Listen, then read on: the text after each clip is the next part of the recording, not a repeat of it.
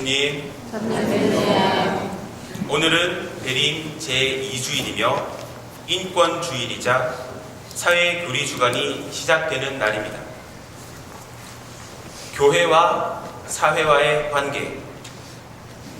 요즘 말들이 많습니다만 교회와 세상은 구분할 수는 있지만 분리할 수는 없습니다. 고로 항상 함께 존재합니다.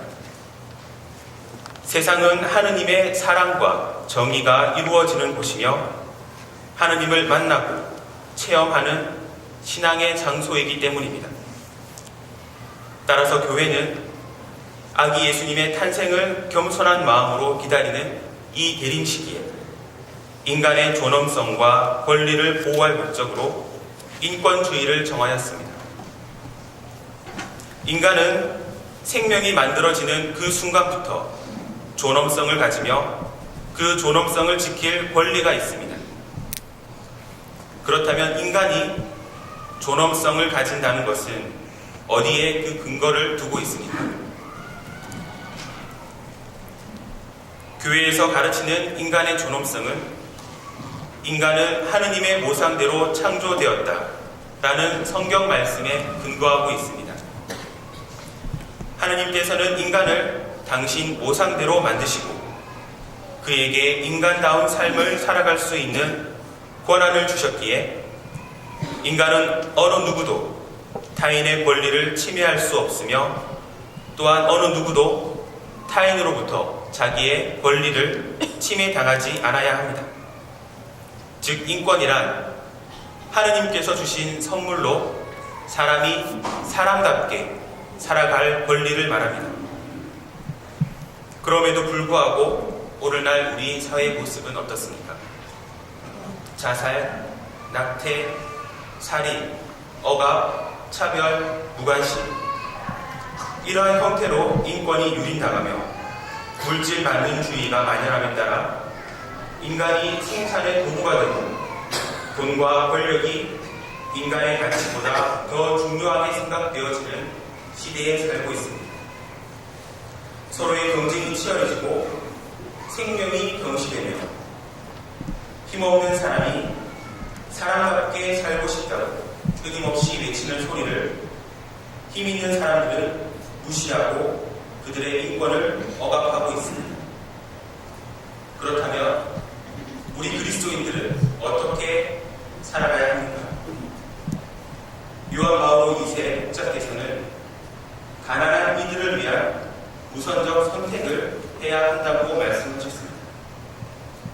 사회를 지배하는 기준이 돈과 권력과 물질이 아니라 인간의 존엄성을 지키는 것, 즉 누군가의 고통으로 이윤을 취하는 것이 아니라 서로가 더불어 살아가는 사회를 만들기 위한 선택을 해야 한다는 것입니다. 그런데 문제는 우리가 이러한 사실들을 모르고 있는 게 아니라는 것입니다. 우리가 이러한 이야기들을 처음 듣는 것도 아니고 우리 주변에서 가난하고 소외받는 사람들을 만나기 힘든 것도 아닙니다. 우리가 그들을 무관심으로 대하고 있는 것이 가장 큰 문제입니다.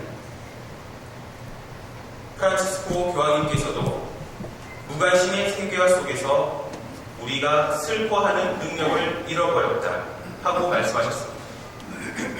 우리가 어떻게 울어야 할지, 우리가 누구를 위해 울어야 할지 슬퍼하는 경험을 상실했다고 걱정하십니다. 미움보다 더한 것이 무관심이라고 합니다.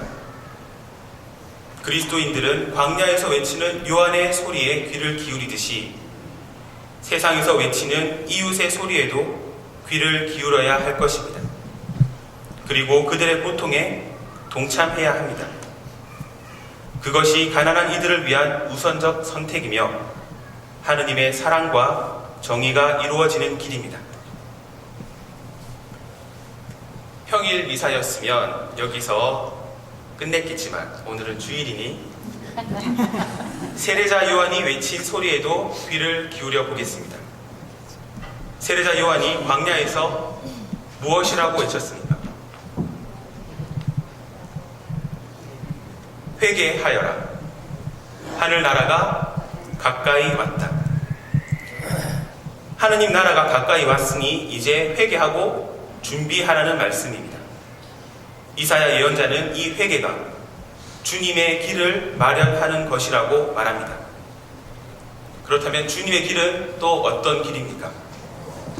그 길은 사람이 사람답게 살아가는 길, 인간의 존엄성이 인정되는 길입니다. 예언자들을 통하여 준비하시고 세례자 요한을 통하여 선포하신 하느님의 길입니다.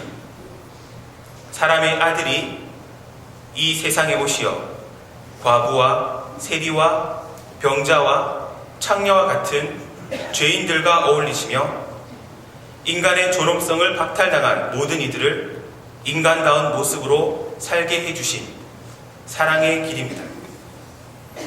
이렇게 지도자와 피지도자, 기업주와 노동자, 부자와 가난한 자, 건강한 이와 아픈 이들이 서로 더불어 살아가는 길에 주님께서 구세주로 오신다는 말씀입니다. 과연 이러한 일들이 가능하겠습니까? 오늘 제1독서에서 이사야 예언자는 이사야의 그루터기에서 햇순이 도달할 것임을 예언하고 있습니다. 그루터기에서 햇순이 도달한다는 것은 죽은 나라에서 새 왕이 나온다는 것입니다. 그 왕은 하느님의 온갖 영을 다 받은 자로서 세상을 변화시키게 됩니다. 어떻게 변화시킵니까? 늑대가 새끼 양과 함께 살고 표범이 새끼 염소와 함께 지내리라. 송아지가 새끼 사자와 더불어 살쪄가고 어린아이가 그들을 몰고 다니리라. 이러한 변화는 무엇입니까? 사자와 늑대는 사나운 이빨과 발톱을 가지고 있지만 이제는 자기 본능대로 살지 않는다는 것입니다.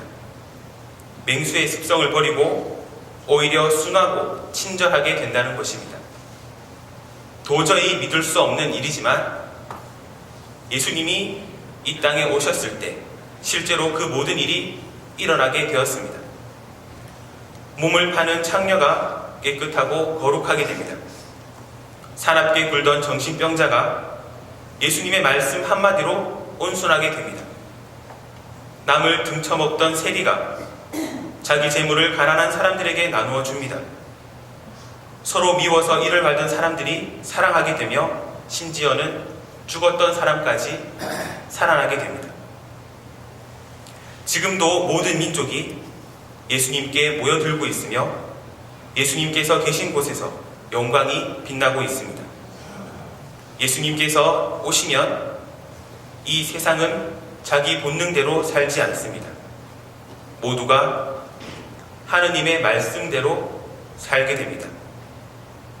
요한이 말하는 회개란 자기 본능대로 살고 자기 습성대로 살던 사람들이 자신의 잘못을 버리고 뉘우치고 하느님의 뜻대로 사는 것을 말합니다.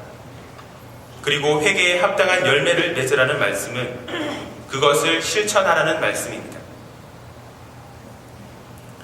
형제 자매 여러분, 성탄이 다가오고 있습니다.